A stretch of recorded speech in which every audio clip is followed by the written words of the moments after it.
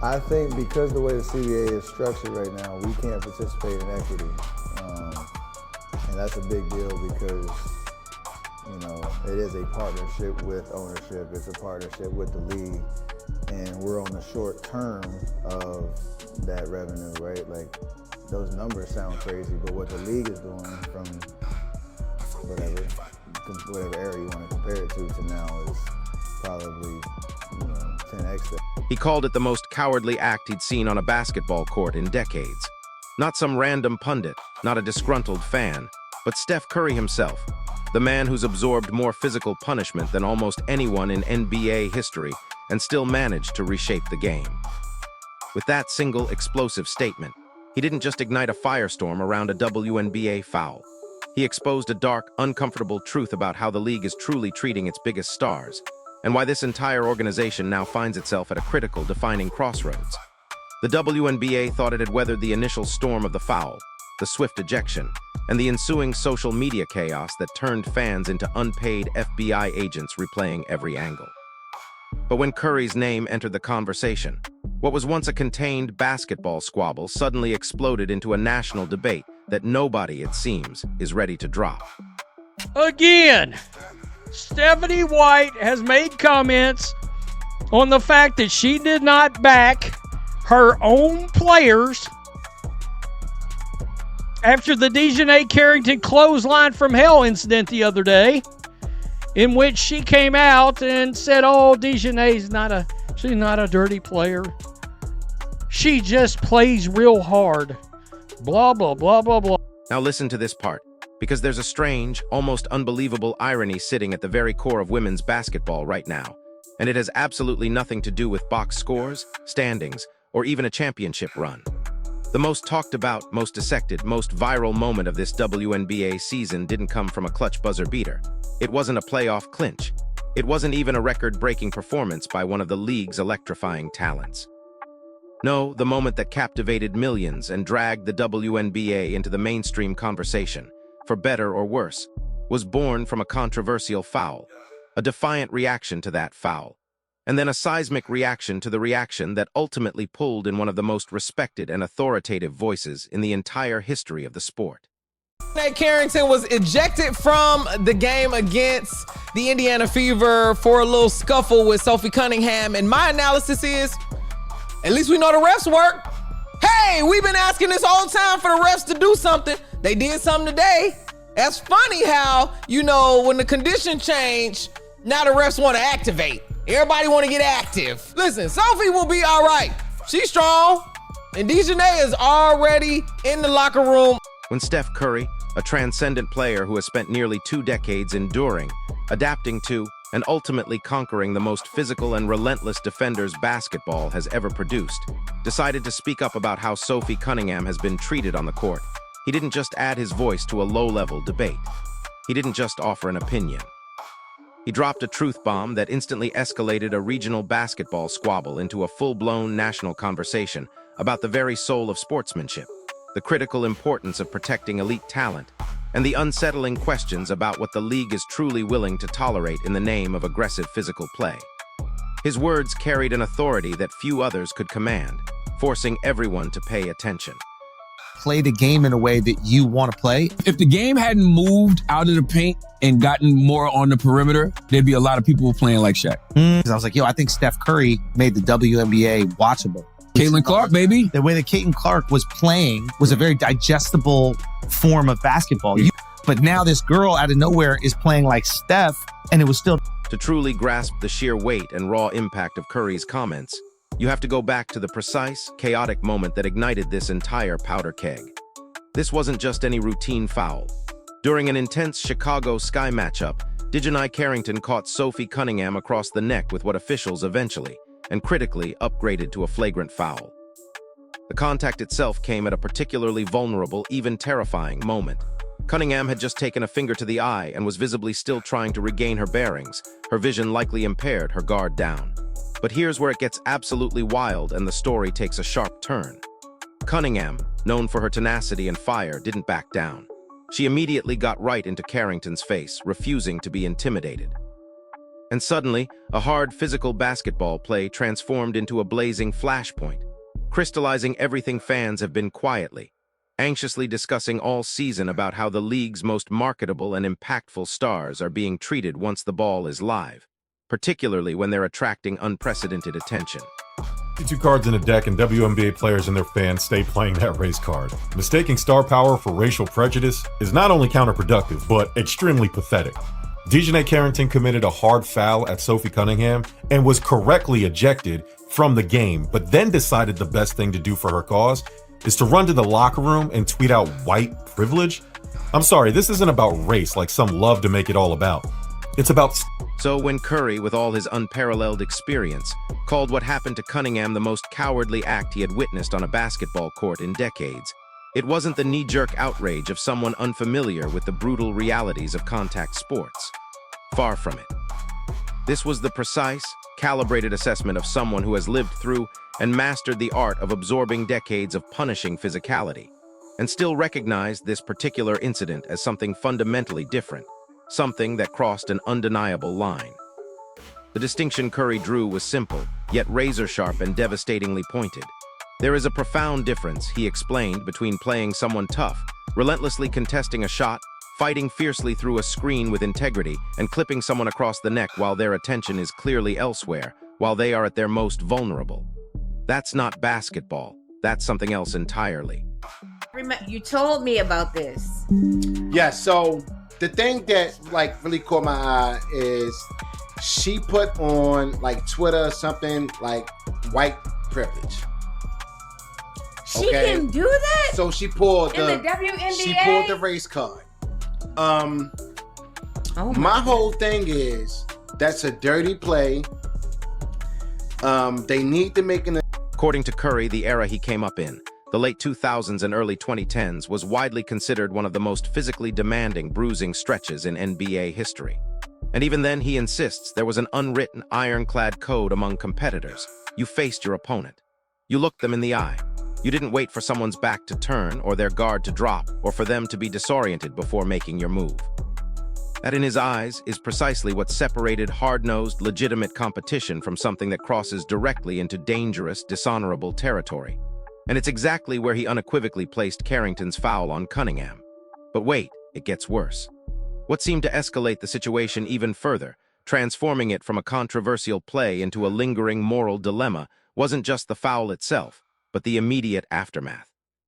Rather than any immediate acknowledgement that the play might have gone too far, a lack of clear accountability ignited the fury. The players who truly reach the very pinnacle of their sport are often the ones who understand and embrace accountability when their actions inadvertently cross a line. Sidestepping that responsibility in the immediate heat of the moment only invites more intense scrutiny and widespread condemnation, rather than less. It's worth pointing out here, though, that Carrington herself has since offered a more measured take on the sequence in her own words, acknowledging it was a hard foul, stating she didn't believe it was intentional, and that the flagrant call was probably the correct one. But by then, the initial damage was already done. Pretty quickly with a lot of people. At least with me, she does. The moment I realize she's going to do it again and not back her own player, yeah, I'm out. I got to tell you, one of the most obvious traits of a terrible leader, not taking any responsibility for your actions. And in a business that requires people to She's also made it crystal clear that her style of play has always been aggressively physical, embodying the kind of competitor where absolutely nobody is getting an easy layup against her, and that this is simply an inherent, non-negotiable part of how she competes. This version of events, a legitimate defense of a competitive style, exists right alongside the raging firestorm of criticism. And it's a massive part of why this story has remained so complicated, so multi-layered, and so difficult to unravel. You have one side passionately describing a relentless competitor who plays with unyielding physicality, pushing the boundaries of what's allowed. And then you have another side, an increasingly vocal chorus of fans and commentators, describing what appears to be a concerning pattern of behavior that seems to specifically, almost deliberately, target the league's most visible, most marketable, and most heavily promoted players. Because here's the kicker. This isn't actually the first time Carrington's name has come up in connection with similar incidents involving other high-profile stars, including the league's undeniable sensation, Caitlin Clark. That history, that burgeoning pattern, is a colossal part of why this latest incident spread like wildfire and resonated so deeply. You know, there's flagrant twos in basketball, in the WNBA. This is a totally fine reaction, I think, to a play like that. And maybe the story ends there if Carrington doesn't go to the locker room, pick up her phone, and tweet white privilege, which is insane. An absolutely insane thing to say. Now, if you go watch other networks, I'm not going to say it on Fox, but ESPN's filled with absolute morons. Neither of the previous incidents involving Caitlin Clark resulted in a foul call, a point that only fuels the frustration of many fans. But both quickly became part of a growing, damning highlight reel that frustrated fans started meticulously stitching together across social media platforms. And once that perceived pattern, those repeated instances, got firmly attached to the name DeJohnai Carrington, it became almost impossible for any new hard foul involving her to be viewed in isolation. Each new incident simply reinforced the existing narrative. This is precisely where Curry's argument truly evolved from a condemnation of a single, isolated incident into something much, much bigger. A profound concern about the fundamental direction, integrity, and future of the entire league. His concern wasn't merely about one flagrant foul or one heated exchange under the basket. It was about the insidious, long-term message that gets sent if plays like this go consistently unpunished, or if the consequences are perceived as too light. Privilege. Sophie Cunningham has a popular national podcast.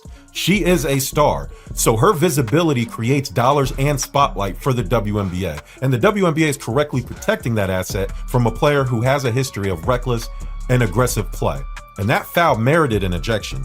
Carrington calling it white privilege is doing the exact opposite of helping. And yes, clout always wins in sports, like it or not. It's still a business, and people with a platform will always get protection from the media. But to me, this was way more simple than that. So stop mistaking star. If the WNBA, in its pursuit of more physical, intense play, allows certain players to consistently target its brightest, most popular stars without meaningful, impactful consequences, it inevitably creates an insidious incentive structure that, in Curry's eyes, rewards all the wrong things.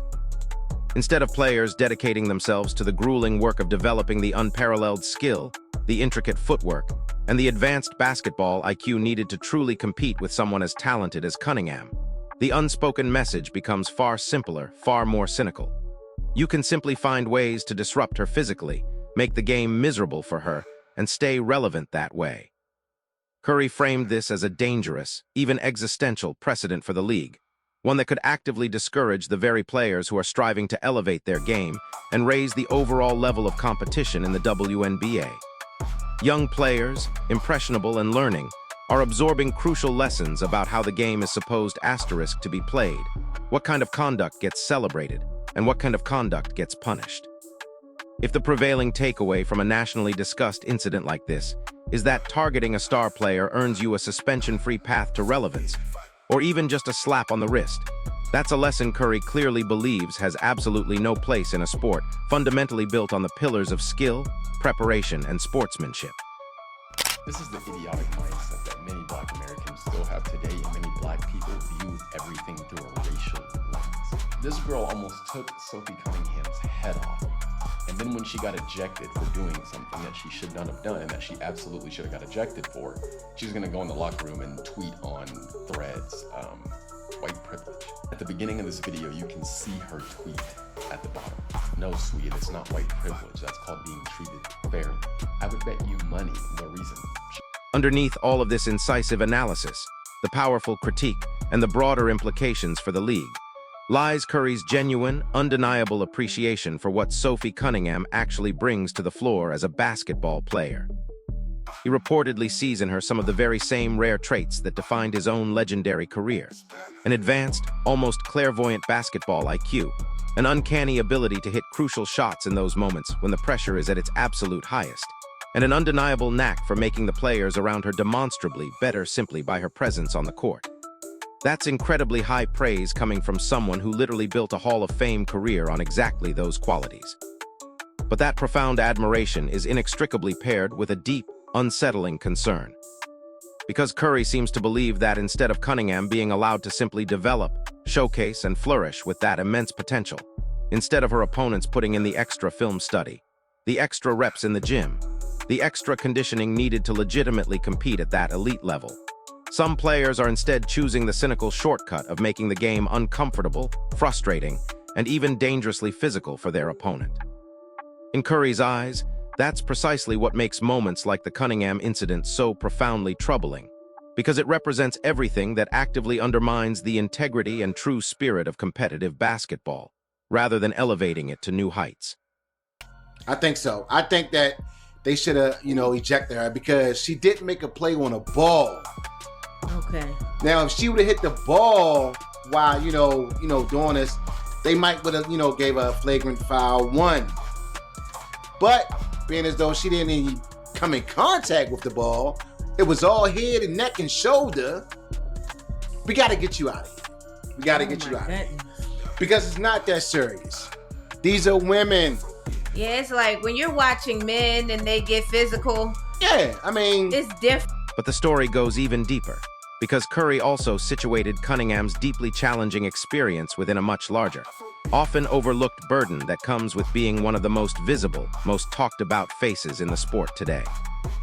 And they don't even mention the fact that she said white privilege. That is the story. The story isn't that she got kicked out. It's that she tweeted out white privilege as though because Sophie Cunningham is white, somehow that's why she got kicked out. They go on to defend her, the story, the narrative that she's not a dirty player. She makes That was your assumption. All I could say is if you are posting during the game, is my understanding, it doesn't take a genius to connect the two together.